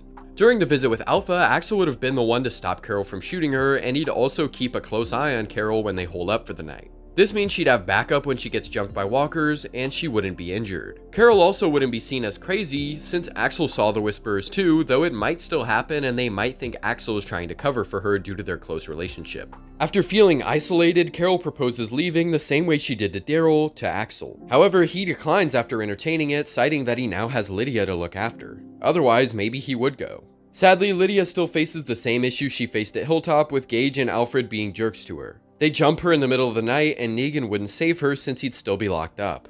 After all, he never helped Judith this time around. Instead, it'd be Joseph who simply shows up and yells enough. No one would die, and Joseph would make it known what happened there. Michonne wouldn't leave Hilltop right away, since she can't learn about any issues at Oceanside, as again, there is no radio system. However, when she does eventually leave, it'd be back to Alexandria. But Eugene decides to stay at Hilltop so he can fix the wall. This would be the time that Eugene decides to make the radio system, since he finds spare parts from the Kingdom's transfer, although probably less than in canon since I doubt they'd take everything. It was most likely just considered junk before Eugene saw it. But with the new stuff from the space drop, it'd be Eugene's eureka moment and he'd get to work. At Hilltop, Tara takes the lead when a tree falls and causes commotion. This takes stress off of Yumiko, but Tara does feel like she needs to get around and help out, and doesn't want her to leave when Kelly goes missing. Maybe this causes some odd interactions where Magna doesn't like Tara because she's keeping Yumiko from her and there might be some interest involved, but it'd be shut down pretty quickly. Siddiq stays at Hilltop to help the injured people since he hasn't been talking to Dante over the radio. This leads to Dante checking on Rosita himself since he isn't worried about boundaries. When Eugene eventually does get the radio system working, he does end up talking to Stephanie just later on in the story. After finding out Rosita is sick, Gabriel sends a crew to extract Siddiq from Hilltop and bring him over to Alexandria. This would be DJ, Joseph, and Laura. They get to Hilltop and bring back Siddiq, but by then, Dante's subpar work has taken more of an effect on the sick people. In fact, Cheryl would be dead before Siddiq even makes it back to Alexandria.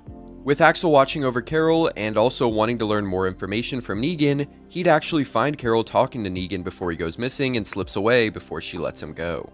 Because Axel is aware of this, he wedges himself into Carol and Daryl's sweep for Negan. It gets clearly discovered that Carol lied about it and that they're looking for the herd. I'd love for Axel to make a perfect shot when the three are throwing acorns, and Daryl jokingly claims he wins since he taught him how to do that.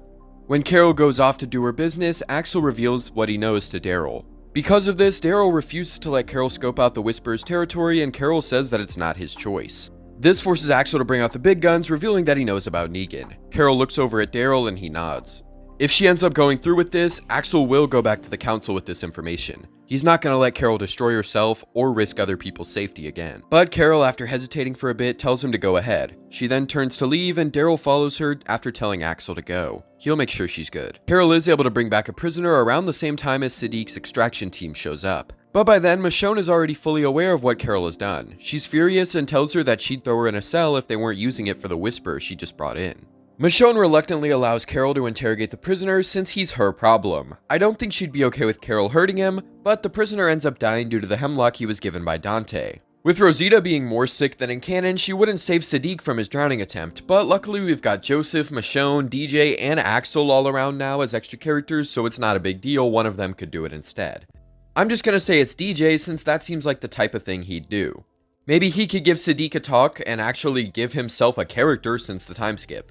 DJ then leaves and Siddiq goes to talk to Rosita since she's in bad condition. This talk leads him to realize the water situation, and sadly Siddiq meets his demise at the hand of Dante. Rosita begins feeling better, confronting Dante and imprisoning him. Meanwhile, Carol and Lydia are outside the walls with Axel following them. He's there when Lydia chooses to leave, and Axel is absolutely furious at Carol now for that. After Siddiq's funeral, Eugene shows up at Alexandria with Luke, Connie, Kelly, Magna, and Rachel from Oceanside, saving Rosita from some walkers. Rosita reveals that Siddiq died, and Eugene is especially sorry for that. At the very least, they come bearing something that can help them establish communication across all communities. They came to Alexandria first since they're the closest, and it was right after Rachel showed up at their gates about a potential sighting of Whisperers near Oceanside, so they're heading there next. Inside, they talk to Michonne about this, and Michonne doesn't want to leave when they have such a big issue with Dante on their hands. Gabriel assures her that he'll handle everything here and that she should go. She finally agrees, taking Luke and Scott to Oceanside with Rachel. She also allows Eugene to set up stuff at Alexandria, while Daryl, Carol, and Aaron take the others from Hilltop to explore the info Mary gave them.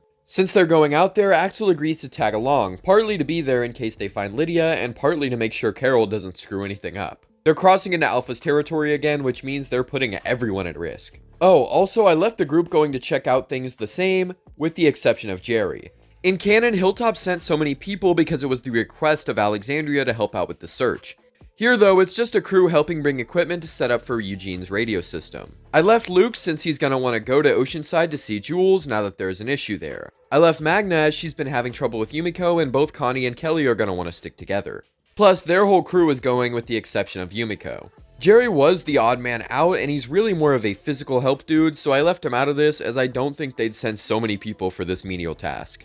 I suppose Axel is kind of taking his place here, so that might not be good. Oh yeah, also Gabriel totally convinced Michonne to leave so that he could watch over things so he could make the unilateral decision to murder Dante. Because Axel would obviously move faster than Jerry did, he wouldn't get grabbed by a walker when they're stuck in a tunnel. Carol still causes a cave-in with the dynamite, and Axel and Aaron are forced to lift the entrance wood to the cave. Kelly climbs out immediately while Connie and Magna go back to grab Carol and Daryl. Kelly yells that there's whisperers, and Aaron tells Axel to go help her. Aaron is likely going to be the stronger of the two, so he'll do what he can to hold it up himself while Daryl and the others make it back. Axel would help Kelly defend herself from the whisperers above while Daryl helps Aaron lift. Connie and Magna help get Carol up, but notice more whisperers coming up. Aaron tells Daryl to go, but he refuses. Aaron tries to convince Daryl to go, but he refuses until Aaron tells him that it might be his last chance, and Daryl finally agrees. As the cave entrance finally collapses, Aaron yells to tell Gracie that he loves her before meeting his end. And yes, it's for real, unlike Connie and Magna, since he's literally under the part of the cave that is falling. Everyone is broken after this, and Axel feels the most for Daryl since he lost Connie and Aaron. When Daryl refuses to blow up on Carol, Axel does it instead after he leaves, confirming all the things she wanted Daryl to say. A total inverse of Daryl and Axel's usual personalities. Axel leaves to help Daryl get away back into the cave while the others go home. When Axel catches up to Daryl, he's obviously pissed that he followed him and partially blames Axel for not convincing Carol to stay behind, and for not helping her all this time. But in reality, it's Daryl blaming Carol for her distance and himself for his tolerance. Right now, Axel's just as mad at her as he is. Well, maybe not that much, but still. She's totally disappointed everyone. He spent his time keeping an eye on Carol, and now it's time to do the same for Daryl. The two are able to dispatch Alpha's goons, with Axel keeping range using a crossbow of his own, while Daryl charges in at Alpha. Once she's the only one left, Axel shows up to back up Daryl with the walkers. This lets Daryl keep Alpha on the ground before Alpha sneakily gets the knife into his leg and frees herself. Daryl, now disoriented, goes after her, and Axel follows close behind. Daryl makes it to safety, now pretty badly injured, and Axel flanks around Alpha to keep him safe. Because of this, Axel follows the walkers Alpha lets inside the building they're in and turns to shoot her. Alpha can kind of see him coming though, since he didn't make any walker sounds and doesn't smell super disgusting, so she's able to only be grazed by the shot. Plus, Axel is looking for Daryl, who's getting jumped. She rolls to the side, kicking Axel in his leg and causing him to fall. She then turns her shotgun to him, which he barely manages to smack out of her hand using the crossbow. The two engage in a fierce struggle on the ground as Daryl barely survives the walkers she sent. Alpha reaches for her shotgun, but Axel stabs her hand, sticking the knife through the ground before getting up and grabbing it himself. He then goes over to Daryl, seeing him bleed out, and decides they have to go before he dies. He can't waste time on Alpha. He carries Daryl back home, leaving Alpha alone to die. Lydia later finds her mother lying there and says goodbye before following Daryl's trail of blood. She eventually catches up and they stop to let Daryl sleep so he isn't pushed too hard. When Gabriel leads a team out to disperse a herd, DJ would go with, while Joseph stays behind to guard Alexandria. Beta sneaks in, attempting to take Mary back to Alpha, only to get attacked by Laura. Mary wouldn't be hiding in Michonne's house since Judith isn't there to get her in. She'd be running in the street until she comes across Rosita, who is fighting a walker. Beta simply goes toward them, and Rosita gives Mary a weapon to fight with. The two proceed to battle Beta, only to get destroyed, forcing Mary to threaten her own life. Mary leads Beta out of Alexandria before meeting with Gabriel and his squad. Michonne and Scott show up here too, letting everyone know the Oceanside issue was a red herring. Let's dive into that for a second. When Michonne goes to Oceanside and checks out the potential Whisperer threat, they'd never run into Virgil since he'd already be dead. He was caught by Oceanside guards who outwardly stated they wanted to kill him by referring to how they'd hung people for less. And it's assumed he was the only one they were worried about running around, not the Whisperers. So Michonne is good to go back home the next day. She lets them know Eugene should be showing up with a possible radio system soon and heads back to Alexandria. This means the Virgil Michonne storyline is gone and she never goes out to find Rick. After this, Rosita, Eugene, DJ, and Mary go to Hilltop to get Rosita treated and let Mary see Adam. DJ and Rosita vouch for Mary, but Earl and Alden refuse to let her see Adam. Eugene is happy to be talking to Stephanie again now that he's back at Hilltop for the time being. Daryl, Axel, and Lydia also show up and they have to start preparing for a battle.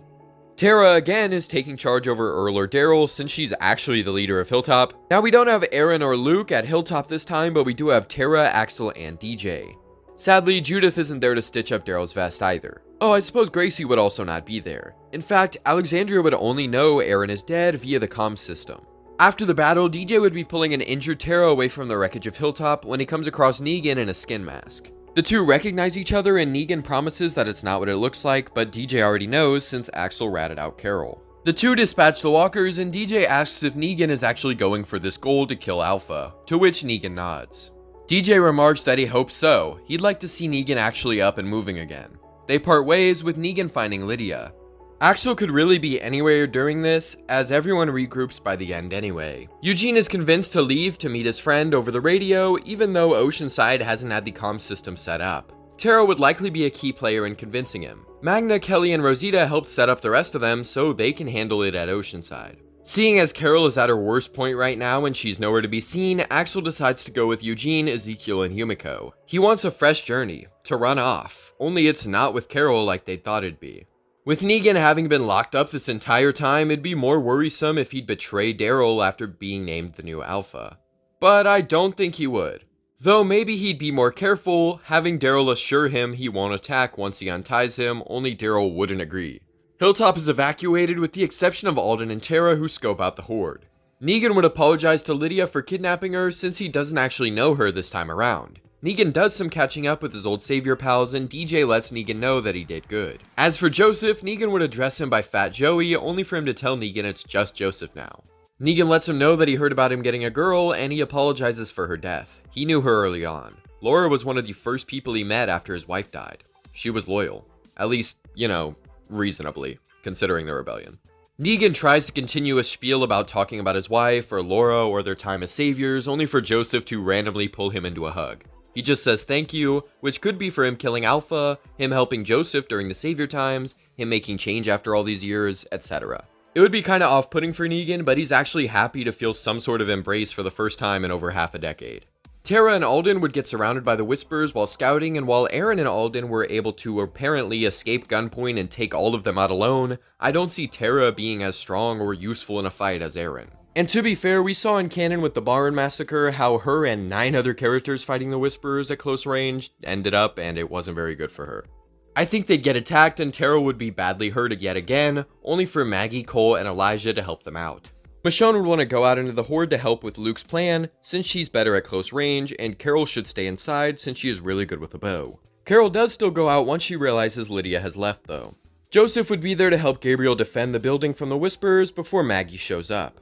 Michonne would be happy to see Maggie, and so would Tara. Maggie would also be sad that Beth died in her absence, and that Herschel will never really get to know his aunt. Since Negan being a good guy is only just now being explored and Maggie is back, Negan would be locked up again initially, before being let out for labor. They've got to rebuild Alexandria now, and it's all hands on deck for that. Carol is upset that Axel went off, and that she didn't get to apologize or say goodbye. Connie would never be found by Virgil, since he's dead. With Aaron also dead, Tara would be out scavenging with Gabriel since she wants to earn her keep at Alexandria again. I really do see her taking on a similar role to Aaron though, and so not much would change. When Eugene and the others run into Princess, Axel would be advocating for letting her help them. When she reveals there's mines, Axel immediately regrets his decision to follow her, calling her the wrong kind of crazy. But they do eventually accept her into the fold because of Yumiko. In the first episode of Season 11, Michonne and DJ would replace Jerry and Rosita during the mission. As for the Meridian expedition, we'll keep the dozen people going, excluding Dog, though we will switch a couple people out. I feel Michonne and DJ should be here, so I'm going to sub them in for Gabriel and Gage. With Aaron dead, Gabriel is the top dog of Alexandria aside from Michonne, who would want to be on this mission above all else. DJ would be able to lessen the hate for Negan in the group slightly. Roy runs away alone, but still gets found and saved by Daryl. There is no Gage scene since he's not there, and Roy was the only one who ran away. Overall, no major difference in the tunnels. When they make it out, they're ambushed by the Reapers, killing Cole and Roy, as well as injuring many of them. Specifically, Michonne takes the neck slice and stabbed hand Gabriel did canonically. Speaking of Gabriel, he's the one trying to get Carol to contribute back at Alexandria, since they already have beef about her putting herself before the community. Although Carol could easily rebut about Gabriel killing Dante himself and, him going on his own vengeance spree because he's angry. Luckily, Tara and Joseph are extra hands. Since Gabriel is there, Rosita would likely be helping him with stuff, meaning she wouldn't be outside the gates. However, maybe Tara is. Now, hear me out on this next idea, but I think it'd be neat to explore a potential relationship between Terra and Magna. We haven't seen Terra with anyone since Denise in Season 6, and right now Magna and Yumiko are broken up. Plus, Terra has been there supporting Magna and her group since the start, even taking in Yumiko as her advisor for Hilltop. Now, I don't think this would be something for the long term, since Magna very clearly still loves Yumiko, but their initial chemistry would be great in my eyes. Oh, I also think Terra would take in Gracie now that Aaron's gone. Plus, with her losing Beth and Jesus to the Whisperer War and watching Gabriel kill Maze, she'd have the same nightmares Aaron did. Just more stuff she has to work through, adding to why her and Magna can't be. Gabriel would take up Aaron's role when they find the Whisperer hideout. With him being on a downward trend of mercilessness, it totally fits that he'd torture the one they catch. Joseph would be the one stopping the kids from playing with the walkers at the gates of Alexandria, which would be kind of awkward for him since he's such a nice guy. Now, with no Virgil alive to help Connie and protect her out in the woods or in the house with the Ferals, it's safe to assume that she would meet her demise. So yeah, that kind of sucks. It also means Kelly and the others would find the house only to clear it and find a deceased Connie anyway. She's kind of like the Sophia of the new gen. Anyway, this really puts the final nail in the coffin for Magna and Terra's relationship, as once Magna tells Terra about it, she immediately gets it. Terra pulls away from things, knowing it's not right at the moment, and promises to be there for her if she needs it. When the storm comes, Joseph is able to protect Gracie in place of Judith, and Terra saves Gracie instead of Aaron.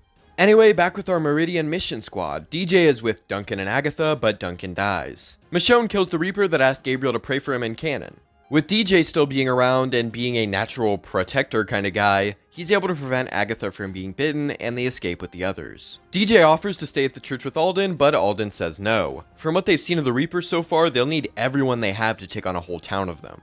Agatha being around to back Maggie at every turn just sets DJ more into defending Negan, though DJ knows they can't go back without the supplies from Meridian. DJ would be able to convince him not to leave, as they need him for this. Michonne and Elijah show up soon after, and the Reapers eventually show up too, and since there are 2 additional characters attempting to flee, I'd have to assume one of them would be caught and die. Since Michonne is just in Gabriel's place, I don't think it'd be her. Our 2 actual extras are DJ and Agatha. This gave me a tough choice, as DJ was supposed to die way back in Season 9, but Agatha is also a complete nothing burger of a character, and when comparing her to DJ, that's saying something. I could, however, easily see DJ holding up the back, as I think that fits for him, making him more realistic to die. But then I considered that it was confirmed in an interview that Agatha and Duncan were a thing, and Duncan is dead at the hands of the Reapers, so maybe Agatha would actually decide to stay behind, telling everyone else to go, and that she'll make sure they get out. So when Carver moves the rug, Agatha pushes open the trapdoor and starts firing. Carver is shot a few times, killing him, and Leah immediately fires at Agatha, killing her in retaliation. She then grabs for her radio, letting the squad know there are enemies here and they're likely escaping. Also, Carver is down. Daryl wants to stop this, but he can't. The other Reapers nearby are probably coming already since they heard the gunshots. He's just got to chance it by following Leah in their chase. Maggie and the others attempt to escape, with Negan trying to split off from the group. DJ goes after Negan, with Negan revealing that he knew no one would listen to him, but DJ would probably go after him if he split off. This gives them a better chance at surviving this attack. DJ scoffs at Negan's lack of care for the others, but Negan tells him that if they survive, they've got a better chance of helping the others survive too. Fish, Powell, and Washington approach our duo, so they hunker down. But the 2 are able to form a plan using some old Savior code and tactics, and they're able to take out 2 of them, with DJ being caught and shot at by the last Reaper. This forces Negan to spring into action, killing that one and saving DJ. He helps his injured comrade up, and suggests they go to save the others too. DJ gives a slight chuckle through the pain as he nods and gets up. Meanwhile, Leah and Daryl finally make it to Michonne, Maggie, and Elijah, but Leah's outnumbered even more than she thinks when Daryl tells her to drop the gun. Leah does so, and Daryl takes it, holding her hostage. Negan and DJ show up too, with Negan saying they took out the rest. Daryl scouts ahead on his own, helping a man and his son before returning to Pope to cause a distraction, since he still has a thin veil of cover that is being a Reaper. There are less guards since Negan and DJ kinda killed them, so that makes the mission to Meridian a lot easier. When Pope deduces that Daryl is a traitor, he ties him to a chair and prepares to kill him, only for Daryl to fight back and escape. Due to DJ's recent injury, he'd be the one sniping from afar to keep the Reapers at bay. By the morning, Pope would be the only remaining Reaper left, and is willing to take out at least one of them before he dies. DJ wastes no time making his presence known, immediately gunning down Pope after he's sure he's the last one. Since Maggie hasn't gone insane in this version, Negan really doesn't have a reason to leave. In fact, his biggest advocate just took out the leader of the Reapers, so at the very least, they owe DJ for that. So this means Negan gets to stay with the group. The person who doesn't stay is Leah, since Daryl recognizes she won't change her mind. He doesn't want to just lock her up until she gets it like Negan, so Daryl lets her go free. Oh yeah, Alden is dead, by the way. At the Commonwealth, Axel would have an interesting answer to the "have you been arrested" question, if you remember his backstory. They all eventually get processed into the Commonwealth, with Axel becoming a mechanic of sorts. He'd be the only one not involved with Eugene's crime, since he's actually wanting to assimilate into this community. His job also requires the most actual work. Other than that, everything in the first 8 episodes about the Commonwealth is exactly the same. Lance Hornsby and Eugene then show up at Alexandria, bringing everyone into the Commonwealth. I do believe Tara would stay at Hilltop, since Tara would want to help Maggie rebuild it. She does feel somewhat responsible for Beth and Jesus' deaths, and knows both of them were important to Maggie. She also keeps Gracie with her, and she becomes friends with Herschel. As for DJ, he's just a hard worker and is dedicated to Alexandria. Plus, he's loyal to Michonne, who I think would stay at Alexandria in place of Aaron. In terms of jobs at the Commonwealth, we've got Negan and Joseph to consider. I think Joseph would either take up a normal job like Princess or be a minor soldier of the Commonwealth since he was a border patrol guard. For Negan, he'd just be a gym teacher again, whatever that looks like in the apocalypse, as he probably wouldn't talk much about his time being a savior out of risk of being outcasted or hated from the jump. Without Connie around, we're pretty much just giving her plotline of investigating corruption to Kelly as a means of living up to her sister's work, so it actually fits kinda nicely. Michonne would really have the same interactions with Lance about the communities that Aaron did, though she might be more aggressive in her remarks. I also think Michonne perfectly replaces Aaron in Warlords, since she led Alexandria for over half a decade and is good at diplomacy. She and Gabriel go with Carlson on the Riverbend mission. I doubt Michonne is as persuasive to the leader of Riverbend though, since she likely wouldn't have the photos Aaron did. That was kind of his thing. Michonne would be the one meeting up with Maggie, though she'd actually find Lydia and Elijah instead. The two are about to leave Hilltop before getting Negan's message from the Commonwealth guy, but Negan isn't out here this time. Michonne tells them what's going on, and they go back to Hilltop to grab Maggie and some others to fight. It would be a long time to get to Hilltop and then go back though, so all the Riverbend survivors would be killed by Carlson and his men. Annie would act alone to save Gabriel from his captor, and they would be the only 2 survivors. Carlson sends all of his men after them, and just as they catch up, Maggie rams her car into some of the soldiers. This allows Michonne, Tara, and Elijah to take everyone out, including Carlson. They save Gabe and Annie, bringing them into the fold. Lance wouldn't have as much suspicion as he did in canon, since everyone at Riverbend is also dead. But he decides they go to the other communities and let everyone know there might be a crazy group on the loose who slaughtered his men. Since Herschel wasn't at Riverbend, Lance doesn't find his hat, and there isn't a big scene at Hilltop. Due to Annie's entire group being gone, Maggie just kinda takes her into Hilltop, telling her to keep her cool when they're there. After this, Maggie asks Annie and Lydia to take Herschel away from Hilltop while they ensure Hilltop isn't at risk at the Commonwealth attacking. Leah wouldn't hate Maggie specifically as much, but she did still lead a group of people to massacre her family. Tara essentially replaces Lydia here since she's still around. Daryl still kills Leah, and that's it for that. Annie goes into the Commonwealth like Negan did canonically. Oh, I haven't mentioned Axel in a while, but I think he'd be somewhat involved in the plot to expose Pamela via Ezekiel reconnecting with him. Anyway, Annie would likely have a similar interaction with Mercer to Negan upon first showing up, since she has a really strong personality. Things would be kinda awkward and harder though, since Annie would have to be told all the important people's names within the group and descriptions so she can find them. Once she meets Jerry and goes to Carol, it'd be kinda cool for Carol to see a super strong woman coming into the community with a soft smile, hiding her real strength. The two would be an interesting duo to see in action, and we would see them since they'd end up finding Sebastian. They'd have to work double to get him to cooperate though, since there's no Negan. Tara would leave with Lydia, Elijah, and Jerry since they're going to Oceanside. I also think Annie would go there too, since she wouldn't want to be at Commonwealth if she isn't pregnant. Tara would not be pushing as hard as Aaron was for them to keep moving, so Jerry wouldn't get injured. I'd love to see Tara talking to Lydia about her relationships instead of Aaron. How she left Alexandria and came back to hear her girlfriend was dead. If only she'd stayed. Maybe things could have been a little bit different. Maybe they would have had more time together. Axel, Michonne, Negan, and Joseph would be among the people sent to work camps outside of the Commonwealth. Axel and Joseph end up at the same one Connie did canonically. Luckily, they are found by Carol, Daryl, and Maggie, and Axel has an awkward reunion with Carol, as well as Maggie, as he hasn't even seen her since all the way back in Season 9 before she left Hilltop. Without Negan's connection to Annie, he'd have to play up his own insolence to set up his sacrifice, which I do think he'd want to do. DJ would also be at the camp too, since he was at Alexandria. Negan is about to be killed by a firing squad, but DJ steps in the way, leading to everyone else doing the same. Daryl and the others then show up, freeing all the workers and gearing up for the final battle. Annie is able to prevent Lydia from being bitten by killing the walker attacking her, before shoving Lydia back into the entrance of the RV. Inside, Jerry agrees to head back out to find Elijah and the others for Lydia, letting her stay inside while it's safe. In the gunfight with the Commonwealth, we don't have Judith or Connie, but we do have Michonne, Axel, DJ, and Joseph, so that's 2 extra people in total, and I think that gives us clearance to kill one of them, since it's an intense gunfight. I think Joseph would be shot in the initial fire, and Michonne would push Maggie out of the way, leading to her being shot by Pamela. Because it's not a child, the gunfight wouldn't just briefly cease, and it would continue, resulting in the death of DJ, who was trying to protect Michonne. But our group is able to escape, with Daryl carrying Michonne to a hospital. Luke and Jules both die to the undead, and Daryl gives Michonne his blood. The injury wouldn't be that bad, since Michonne is a fully grown woman, and she'd stay awake instead of falling back asleep like Judith, at least for an okay amount of time. They give her to Tommy, who's able to keep her alive. Tara and Lydia rejoin the group, and they finally confront Pamela, and I really don't see a big change from this point. Rosita dies, and Negan still gets ostracized, but Annie is there to properly meet him and get to know him for the first time. Michonne and Maggie both want to find more communities and people out in the world, and without Connie and Judith, Daryl has less reason to stay around. As for Axel and Carol, I believe they would rekindle their friendship, but that would be all it is. And that is where the main show would end for this What If. Now we can address the spin-offs. Due to all these factors, we could assume Daryl Dixon still goes the same, and Dead City seems like it would line up fine. And last is The Ones Who Live, which has a pretty major difference in that Michonne would never show up. The Ones Who Live would be altered drastically without Michonne.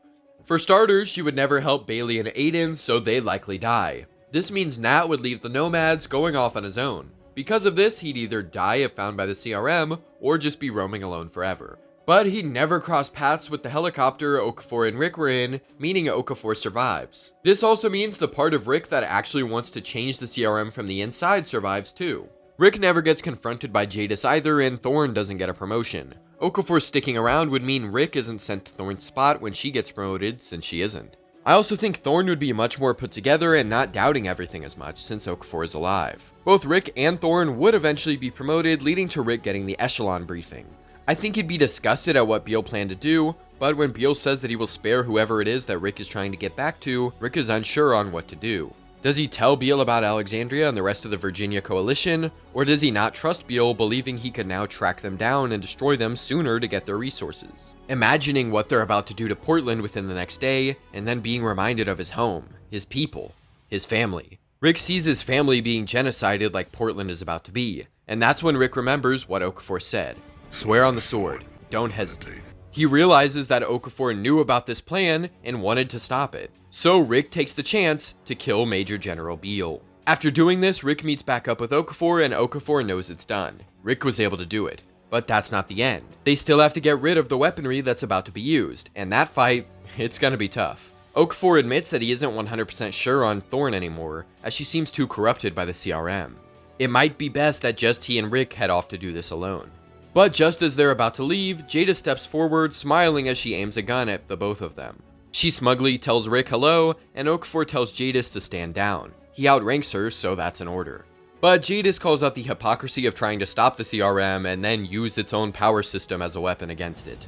Rick tries to reason with Jadis, but she's obviously not hearing it. She says that she won't let them stop the plan, as it's what she's devoted to now, the greater good. She's gonna get them to Beale, and she can't save Rick again this time. Okafor tells Jadis that Beale is dead, and she is kind of taken aback by this. During her surprise, a soldier walks up to Jadis to tell something to her, and Okafor demands he aim his weapon at Jadis. Again, he outranks her, so Jadis is forced to turn and shoot the confused soldier. This distraction allows Okafor to tackle her, while Rick pulls his gun, forcing Jadis to stop fighting. They disarm her, taking her radio before tying her up and quickly escaping. The gunshot definitely drew some attention, even with a majority of the soldiers being fed the video recap of the Portland plan. However, while Thorne is unable to find Rick or Okafor, she does find Jadis tied up and frees her. The two of them go after Okafor and Rick, who are doing the same plan as Rick and Michonne did in the original show. Jadis and Thorne arrive with a few other soldiers who heard the gunshot, and they surround our two heroes. They already know Beale is dead, so they just demand Rick and Okafor go back to undo whatever they just did. But the two just run away at the last second, being shot at by the other soldiers. Okafor is hit, but the bombs go off, wiping out the military. Jadis and Thorne each have the 2 gas masks, which means Rick and Okafor don't have much in the way of defending themselves. Luckily, Rick was able to make do with covering his face in the original version. Okafor goes after Jadis and Thorne, with him being killed after fatally injuring Jadis. Rick does the grenade thing with the walkers, miraculously surviving. Thorne sees the death of all of her idols and all of the military, refusing to kill Rick as well, and the 2 are able to survive together after this. She realizes that Okafor may have been right, even if she's not fully on board with that, since she hasn't met Michonne or been pushed by Rick. So the 2 are able to change the CRM from that point, with Rick being allowed to go home and reunite with his family, while Thorne takes up a leadership role within the Civic Republic and helping to actually fix things in honor of Okafor and Rick. I do actually like being able to look into the ones who live and create a new weird version of the story that follows some of the same plot events, but with Okafor being more prominent. One theory that was interesting when I was rewatching The Ones Who Live is that Okafor may have planned to overthrow Beale the entire time using Rick. His statement to Rick about swearing on the sword and not letting it take could easily just be seen as, him agreeing to Beale's plan and then going along with it and changing the CR later, but I feel like it makes more sense with the themes that what he was saying by swear on the sword meant to use the sword and take out Beale, not hesitating. I mean, just keep in mind that the Portland assault was literally the next day after Rick met with Beale, so if they were really planning to change the CRM from the inside, you'd think they'd want to do it before the genocide. But that's just my interpretation of how things would go without Michonne. Maybe in your version without Michonne, maybe Okafor is kind of just too moderate to really change things before something huge actually happens. I mean, to be fair, he did go along with the bombings of Atlanta and Los Angeles. But yeah, guys, that is the end of the story. As always, a huge shout out to our members from the Walker tier, all of which are on screen now. We also have the Survivor tier, Davisville 84, Aiden Kearns, Chief Strato Constituent, and Tifu A. And lastly, our Christian Man tier, Willie, Zombie Warlord, Very Classy Demon, 23 Days Later, Helio Pelio, Coda Cole, Bad Opinion, Bashua, and Octavio Monreal. If you want to become a member and get access to awesome perks like early videos and priority comment replies, then definitely make sure you do so using the link in the description. But as always, tell me if you like this series, comment your requests for future videos, and subscribe. Thank you for watching. Have a great day.